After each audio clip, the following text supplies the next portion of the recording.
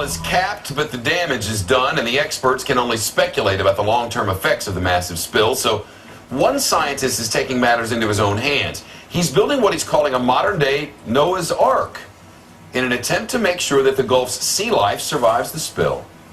Phil Keating with the story. He's live tonight in Panacea, Florida. Hello, Phil. Hi, Shep. Everything in this marine laboratory at one time lived in the pristine Gulf of Mexico waters, from these Florida stingrays to these very colorful and wall-sucking starfish to every kid's favorite, the fascinating seahorse. Look at these guys. But due to the oil spill, the population here is growing fast. One net at a time, dragged through the Gulf past the oil containment booms, is how a new Noah's Ark gets populated. Give me a bucket, please. This catch, stingrays, small crabs, and sand dollars, all part of the marine life gold mine in the Gulf before the BP oil spill. It's been one continuous nightmare. It's been one non-stop, endless effort to try to figure out what to do next. Jack Rudlow settled on Operation Noah's Ark, turning his Gulf Specimen Marine Laboratory into a sea life sanctuary.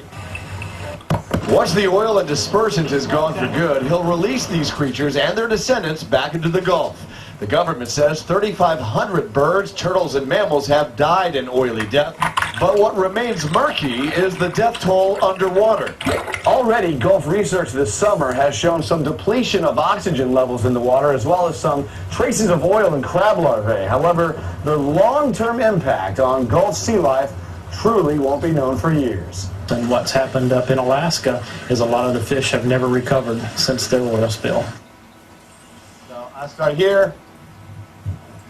Now, because of what the project is here to make the Ark even bigger, they spent about $100,000 on all these extra tanks, a cost that BP has yet to reimburse. But unlike the Noah story where everything came in pairs, take a look inside this tank. They will take anything they can catch. Here's 1,000 tiny crabs in their temporary but oil-free new home, Shep. Good stuff, Phil. Thanks for that.